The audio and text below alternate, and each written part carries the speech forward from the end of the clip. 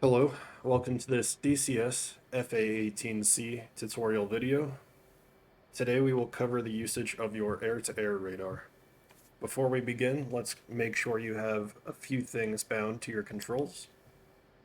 The first you need to make sure you have bound is your throttle designator controller, horizontal and vertical. This will move the cursor that you see here. The next thing you need to make sure you have bound is your throttle designator controller depress. That will work as a click for wherever we have our cursor. After that, we need radar elevation control up and down. This will slew your radar vertically up and down, depending on if you press up or down. We will also need RAID/FLARE FOV select, which you should already definitely have bound based on the previous harm tutorial. And your sensor control switches plus the depress. If you have any free controls available, these were not covered in the controls binding video, you can bind right MDI PB5, right MDI PB13, right MDI PB6, and right MDI PB19. This could be effectively utilized on a four-way hat switch, left as 5, right as 13, up as 6, and down as 19. If your hat switch has a depress available, you can bind that to right MDI PB14. Alrighty, these are all the controls that we will need to have for today. So starting off, as I just mentioned controls, this cursor right here is controlled by your TDC, your throttle designator controller. On the throttle designator controller cursor, you will see two numbers, a 15 and a 4 in this case. You can change these numbers by using your radar elevation control up and down, and this will slew your radar up and down. This top number, in this case 12, is showing the top of our radar scan, so 12,000 feet. And this bottom number, the 1, is showing the bottom of our radar scan, 1,000 feet. Here on the side, you will see we are in the TWS mode. We need to make sure that we are in TWS and not RWS. If you see RWS, that is the default mode from startup, but that is used for tracking and engaging one target. For 99% of everything you'll be doing in the Hornet, you will be in TWS mode, and that is what we're going to cover today. This vertical line, when we're in the air and our radar is turned on, will be moving left and right, and this represents the sweep of our radar. So it's where it is looking to the left and the right of us. This arrow will be moving up and down, like this, and that will give us a better idea of where our radar is currently looking. Your radar scan is divided into what is called a bar segment. Up here we see 2B, that represents 2 bar. So it is dividing this vertical elevation zone we see 12,000 feet to 1,000 feet into 2 sections. We could click this button, and now we have a 4 bar, and you see our vertical scan volume has increased because now we are scanning 4 bars of elevation. We could click it again, and now it is 6 bar. We have a much wider vertical section available to us for scanning. Now we have 1, 2, 3, 4, 5, 6 different zones that our plane will scan, and you'll see this caret going up and down 6 times. Let's put that back to 2 bar for now. This horizontal scan, our azimuth scan, is represented down here by the 20. So this is showing us 20 degrees of scan off of our nose. So it would go 10 degrees left, 10 degrees right from the center position, back and forth. If we wanted to change that and expand it, we could click it, and now it's 40, so it would go 20 degrees left, 20 degrees right, and scan a wider horizontal area. We also have a 60 option, an 80 option. This degree and this bar work together. Your radar has a finite volume that it is able to scan, so you can scan a small vertical section and a very wide horizontal section, or vice versa. You can scan a very large vertical section, but you are locked to a very small horizontal section. Generally, when you're in the air, you're learning, or even when you're more experienced and you're just flying along, you will want to be in 4-bar, 4B, and 40. This will give you a nice compromised middle ground where you'll have a decent elevation and a decent horizontal scan. Moving over to what this outside symbology means. This is your horizontal scan, as we talked about with this bar that you'll see moving left and right. All the way over to either end represents about 65 degrees from the center of your plane. So 60, 65 degrees left, same right. That is the limit of your plane. Your radar goes out in a cone from the front of your plane. This radar sweep tells you where that cone is looking horizontally. And these numbers on your cursor, the elevation, tells you where the cone is looking vertically. This bottom section here represents the tip of your nose cone of your plane. And up here at the top represents a distance away from your plane, shown by this 80 that we set during startup. So this 80 right now shows up here is 80 miles away. Down here is right at the tip of our nose cone. So each one of these ticks going along the side represents a division of this total range. In this case, 80, it means 20 miles, 40 miles away, 60 miles away, 80 miles away. If we changed this range on our radar, it's now 40. So 10, 20, 30, 40. Changing this number does not make our radar super powerful or able to look farther away. It just gives us a scale for this display page.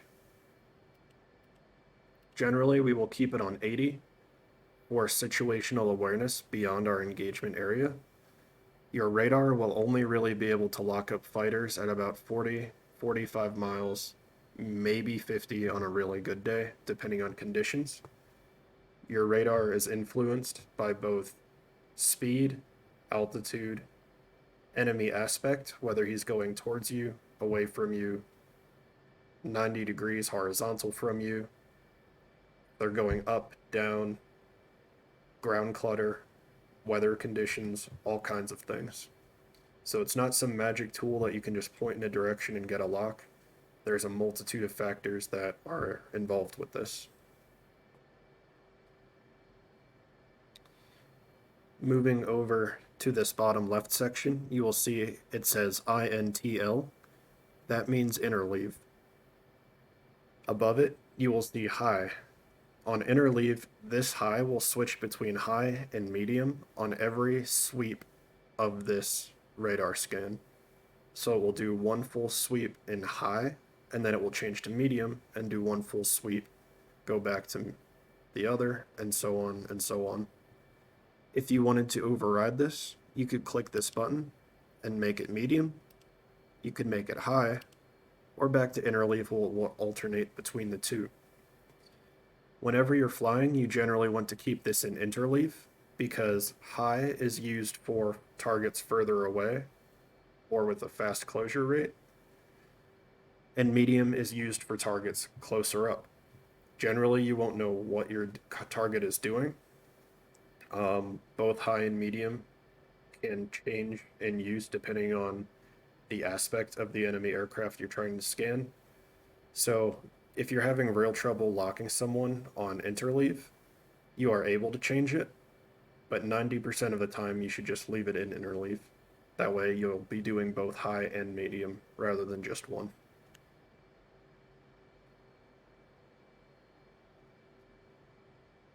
On this side here, we see auto and man. Man is used for manual control of our radar. Once we lock a target, we will put it in auto. This will make sure the radar locks onto that target fully, and it will change how the radar is performing to make sure we maintain a lock. We'll talk more about that when we're in the air. During startup, we went to the data page, and with our AMRAM selected, we had set it to 16. This number up here is a memory timer. So when we have a target appear on our page, we are keeping it on display and in the plane's memory for 16 cycles. If it was less than that, we could lose the target quicker than we wanted, and if it was longer than that, we might induce ghost tracks where we could be tracking something that is no longer there. This is very important for when we're guiding a missile onto a target. We don't want to lose the track that we're locked onto before the missile goes active. If we do, then the missile will go dumb and either miss a target or hit an unintended target. Conversely, if we have a track on there too long, on say 32, we might be shooting at a target that isn't there, and then our missile will just fly off into empty space. Once again, maybe hitting an unintended target. So 16 is a nice middle ground.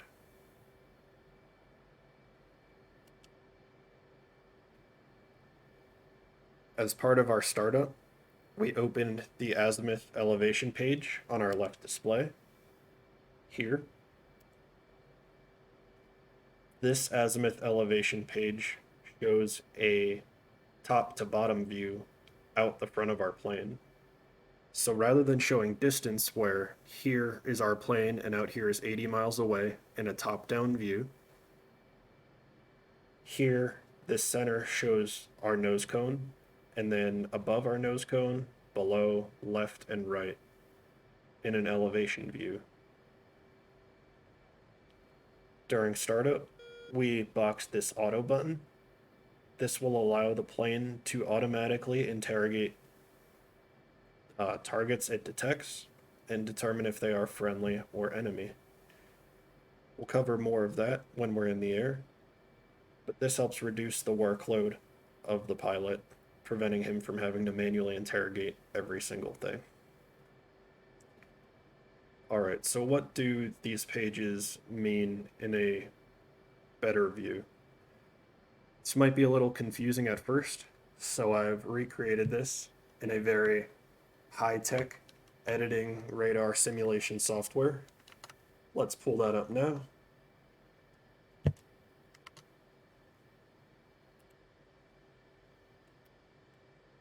So on this right-hand side, we see the standard air radar page example. So here would be the bottom of the display, and out here at 80 would be that top of the display. Each division along the side representing a division of the total range. This represents the bounds on the left and the right. It will be about 60-65 degrees off the center of your plane. When we're in the air, I will show you how to control the scan volume. As you saw, we don't get a full 65 degrees in either direction. We're limited to the 20, 40, 60, 80, depending on our bar scan. So say we had it set to 40 degrees. We can only scan a small section. How would we scan things on the sides? Well, we can tell the plane we want to scan a certain area, so we might tell it to move that radar in that direction and scan over there. Once again, I'll go into that in more detail in the air. On the left-hand side, we see a view of the azimuth elevation page. It is showing us vertically from high to low rather than a top-down ranging distance information. You generally will not be using this azimuth elevation page, so I'll cover it in greater detail in a later tutorial, but it is there if you do want to play around or use it for reference. So the view from our page would be like this.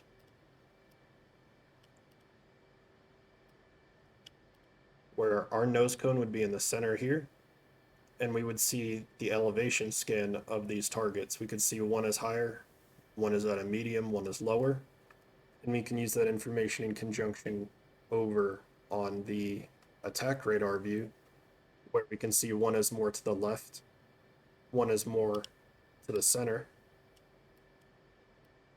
and one is more to the right. In this example, this third target, this red diamond, would be outside of our radar scan, so we would not pick him up. Hopefully that helps you understand the top-down versus the front-on views of the different pages. It should be more clear once we get in the air. So let's get back in the cockpit.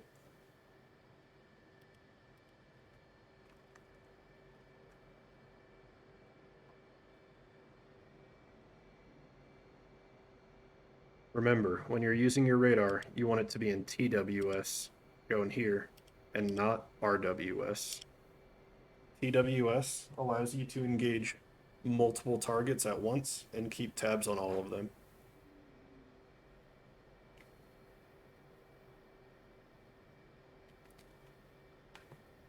A good way to practice utilizing your radar would be to fly behind or near friendly units, so that's what we'll be doing today.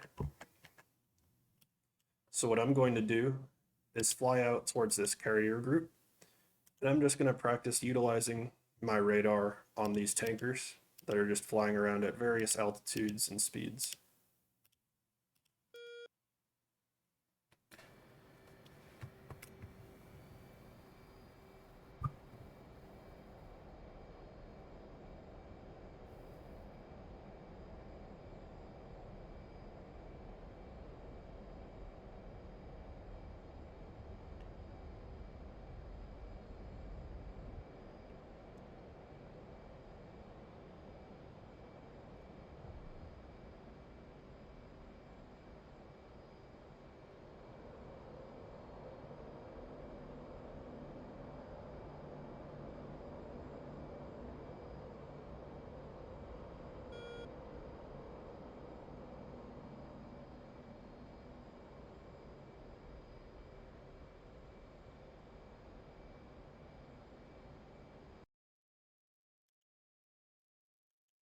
We can see out in front of us that about 54 miles away are these tankers. These tankers are at about 10,000 feet and 8,000 feet. So that's what I'm going to set my radar to find them. So to do that, we're going to move our cursor about 50 miles out. So this would represent 40. So probably about there is 50. Sometimes you can also see down here where it says bra, a degrees, and a number. This degrees is where your cursor's looking left and right off your nose, and this number is how far away you are. So right now we're actually at 46 miles for our cursor. We'll definitely be able to find the tankers because we're scanning between 24,000 feet and ground level. Ground level will be 0. Generally, you don't want it down there, so I'll actually move it up with my radar elevation control up. And here you go. We have one of those tankers popping up on our radar, showing green as a friendly. If you ever see a radar contact that is yellow and it is not resolving itself because of that auto IFF we boxed, I'll bring that back up here.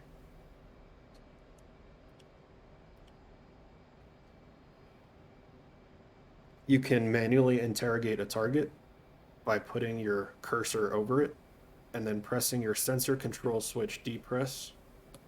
You can hold it for a second and release. And if it was yellow, it would automatically try to interrogate it and determine if it was friendly or enemy. Here you can see this is a front to back view. So we have this target closest to us, the next a little further out, and the next a little further out from that one. Here we have the top down view. So we can see this first one is at a slightly higher elevation than the second target down here, because this is a elevation control, azimuth over elevation. So it gives you an idea of how things are stacked or where they might be. But generally, when you're in air combat, you'll just keep this page on your EW. Now, we can pick these guys up because they are much farther away and because they are larger targets. If they are fighter-sized targets, you generally won't be able to pick them up till about 40 miles or so. So this guy out here at about 50 miles would be a stretch for our radar if he was a fighter instead of a tanker. Here you can see that bar sweeping left and right, and every single sweep it changes between high and medium to give us the best chance of finding the target. On a 40-degree scan, it goes about that far, 20 degrees left and right. If we change that to 20, it is now smaller, and it is scanning faster. So you can see with our 4-bar, this caret is moving up and down, and because it's a smaller horizontal section it has to scan, it can scan the vertical much faster. Whereas if we're on 40, it's longer to scan the horizontal, and it scans the vertical a little slower as well. You can change it to 6-bar, and you see it forces it to 20. But if we change it to 2-bar, we can increase this scan volume quite a lot. And you'll see it only moves up and down twice. Let's go back to 4-bar 40, as that is what we'll generally be using. Radar use is a little bit of an art, so it will take some practice to get used to how it works and what your preferred settings are for different situations. If we wanted information about a target we see on our radar, we can move the cursor over it, and on the right hand side we will see its elevation, and on the left hand side we will see the target's Mach number. Coming off these targets are a little line, and that shows you the direction the target is moving. So we can see they're moving off in a direction like this. Let's get some distance and then come back in.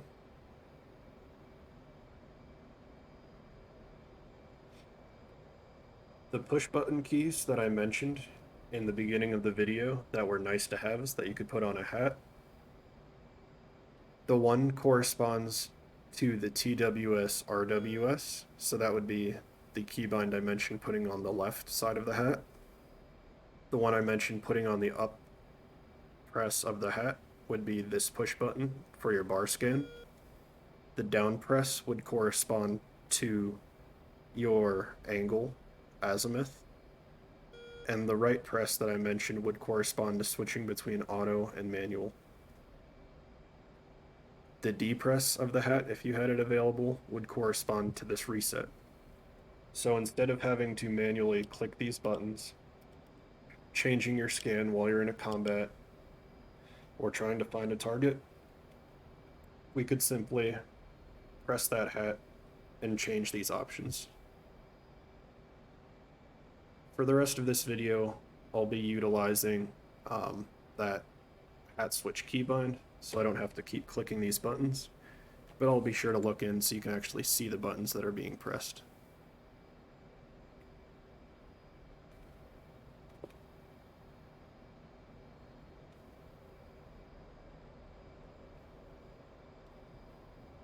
A very important thing to note, our cursor does not dictate what our radar is doing.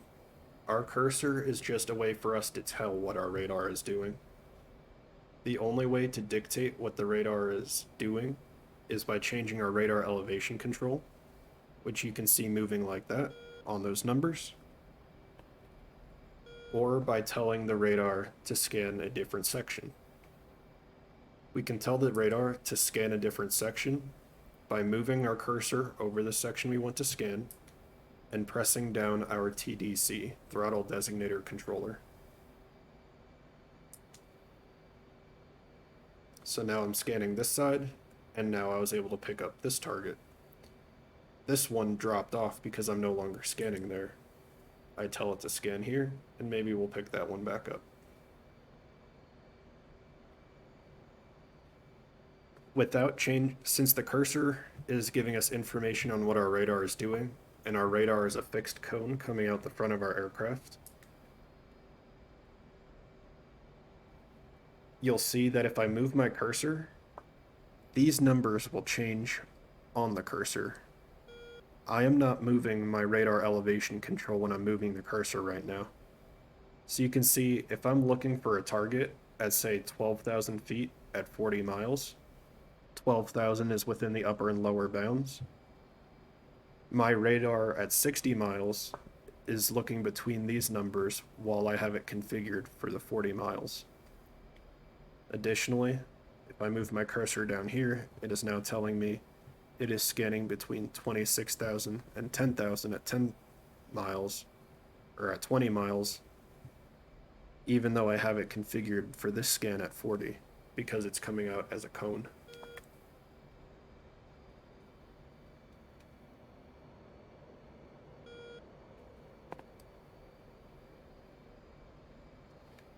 Say I have a target on here that I want to lock up. In order to lock a target, all you have to do is press your undesignate nose wheel steering button, the same button you use to turn on your nose wheel steering, and it will lock the target in the order that it is numbered. So this was number 1, we locked it, and it's showing with a star. Also seen with this HUD symbology that we'll cover in a air-to-air weapon HUD symbology tutorial later. The next one, if we hit our nose wheel steering button again, it would go to the next labeled target, and so on and so forth. I'll try and get multiple targets back in here so we can cycle between them. Let's see where I can line some up. Alright, there's some in this direction.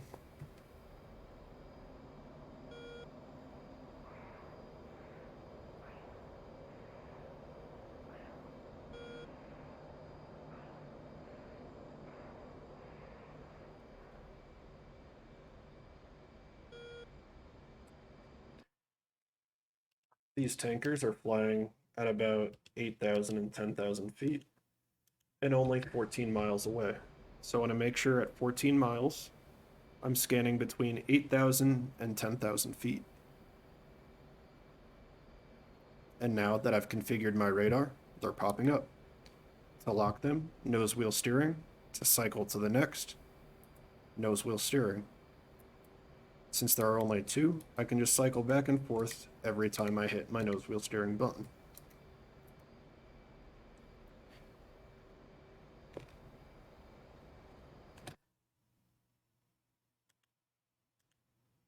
Here we see some targets off to my 073 at 25,000 and 22,000 at 30 miles.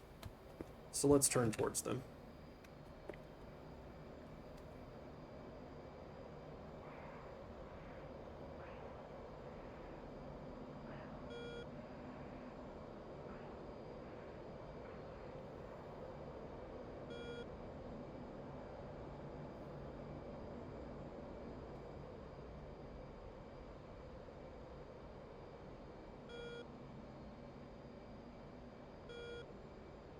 Alright, so I know they're about 30 miles, and I want to be scanning at their altitude. So I'll move my cursor so I have a reference of what my radar is doing. Change my radar elevation scan with the control, and now they pop up. So say I didn't want to hit nose wheel steering and lock number 1. I wanted to lock number 2 first. You can give your plane a priority target, by moving your cursor over it, hitting your TDC, and it will lock it up. If you already have a target locked and you want to lock a different target, you can move your TDC over it and designate it with this hollow diamond by depressing your TDC.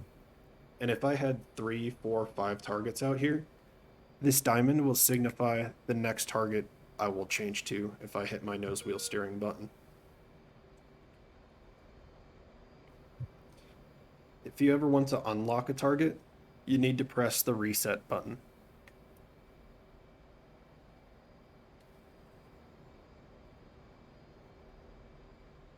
If I were to be actually engaging that target out here, I would first nose wheel steering to lock it up, and then I would change the plane into auto mode, not manual. Auto will allow the plane to automatically change the elevation and the angle our radar is scanning to keep the plane in the scan. That way, if I move off to the side, you see the scan is now following it. I'm not touching these controls. The plane is adjusting these numbers to maintain it on the lock. We just need to make sure that we do not let it drop off the left or the right side of this page. An easy way to tell if we're getting close to dropping it off the page, rather than keeping it right on the edge, because right here you see it on the edge, but it's actually outside the zone. We want to keep it just on the edge like this, not pinned to the end, just right there. And we'll see on our HUD, it says a number and that arrow. So that arrow is saying our target is that many degrees in that direction. So our radar is about 60, 65 degrees max to either side. So if we have the target locked and we see a 65, we know we are keeping them right on the end of our radar. This is very useful for defensive and offensive air combat maneuvers, where you'll fire on an enemy and then keep them on either side of your radar and do a defensive turn to make sure that you are not just flying directly into one of their munitions. We'll cover that more in missile evasion and actual use of the missiles in a future tutorial video. So once again, if I wanted to unlock, I would press reset. And since I'm no longer locked on a target and I want to find a new one, I'm still in auto mode, so I can't change this elevation scan. I'm pressing the control right now. If I wanted to change it, I'd go back to manual, and now I can change it.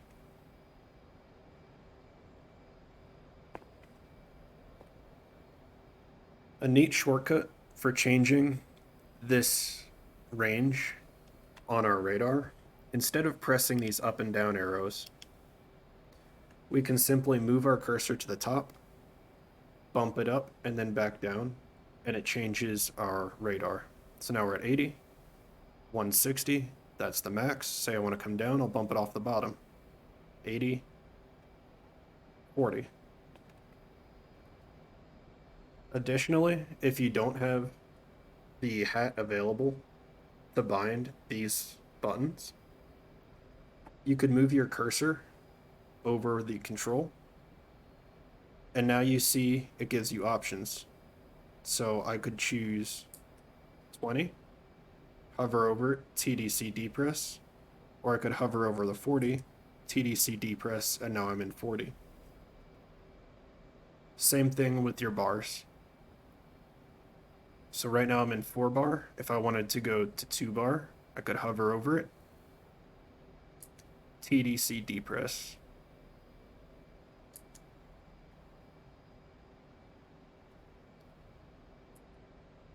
There we go. See, that should work by selecting, but you see how inconsistent it is. It's just kind of cycling through them rather than selecting the specific one. That's where having the hat bound could be, but that does allow for hands-off control. Same with auto and manual. You can move the cursor over it, and then just TDC depress to change it.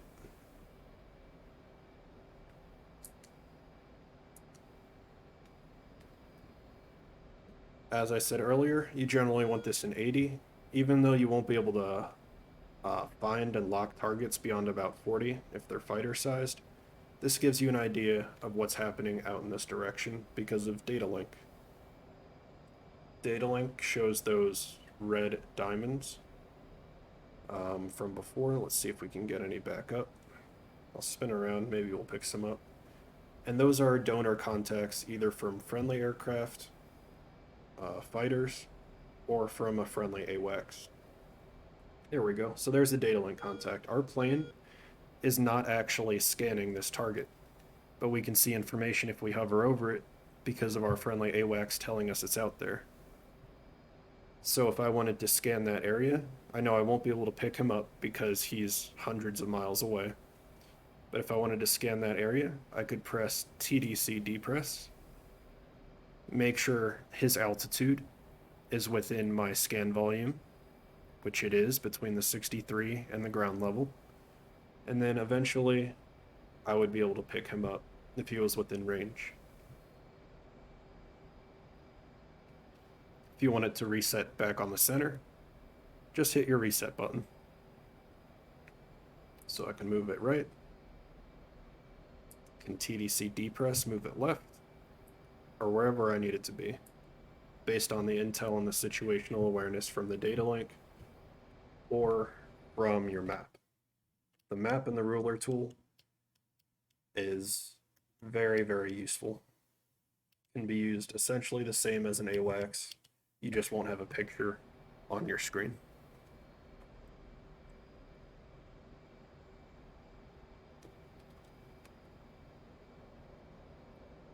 Another search method is the spot search. So down here, we see there's a target at 3,000 feet. It's probably one of the warbirds we have flying around. So I'll make sure my radar is able to scan at 3,000 feet there. It's within our volume. I will press and hold my TDC and release. So I press and held for about a second or two. And now you see an X in the middle of our cursor and spot on the bottom. This is forcing our radar to search around where our cursor is. As you see, it's a very small scan volume because it's doing a spot search. So we could switch it to 6 bar and have a much wider or a much taller vertical scan, even though we have a small wide scan. But it's nice if you ever see one of those yellow triangles from the previous EW tutorial on your radar page. You could just move your cursor. Say there was a yellow triangle here. I'd move my cursor to be scanning where that yellow triangle EW contact was, and hopefully I would be able to pick up the enemy fighter. To get out of the spot search, I will double tap my nose wheel steering undesignate button.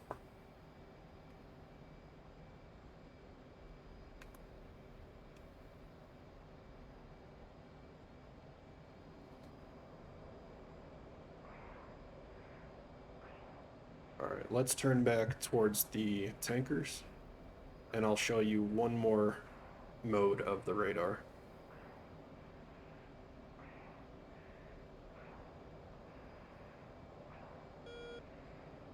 Let's bring this back down to 80.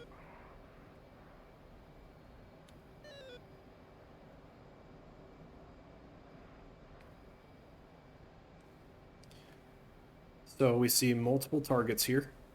If I press nose wheel steering, it would lock the number 1 first because that's the priority target.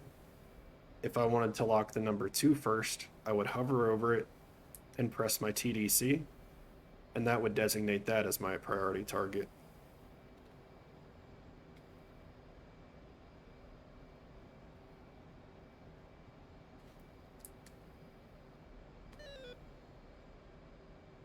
So I would go in the order of these targets. So if I hit nose wheel steering, I'd go to that one. Now this becomes 1, nose wheel steering. So it's telling you the order that it's going to target. So if I wanted to go right to, keep losing the guy. Let me try again. There we go. If I wanted to go right to this target, I would hover over it, TDC, and then nose wheel steering, and make sure I'm in auto. And now I will target this guy.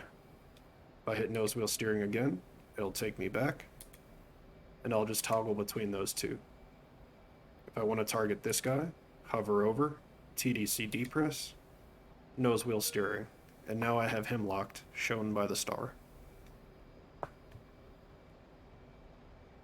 You can see all these targets as I cycle through them are changing on my HUD and in my helmet, but I will cover more detail of what all of this HUD and helmet symbology means on the next video. For now, we're just focused on how to use your radar. Alright, the final mode. Let's say we have these targets stacked real close, and I can't tell who is who. If I press my RAID FLIR FOV select button, I will go into RAID mode, and it will give me an expanded picture, a zoomed in view, around who I currently have locked. So you see that second guy is now pushed all the way out here, and it shows RAID is active. If I press that button again, it zooms back out. Zoom in, zoom out. RAID FLIR FOV. One thing to note, if you fire your weapon in RAID, the zoom in, it will not be as accurate as if you fire it from this page. So while you can utilize this, oftentimes if targets are stacked on each other, I will end up utilizing the HUD symbology to cycle between my targets rather than relying on a visual on the radar.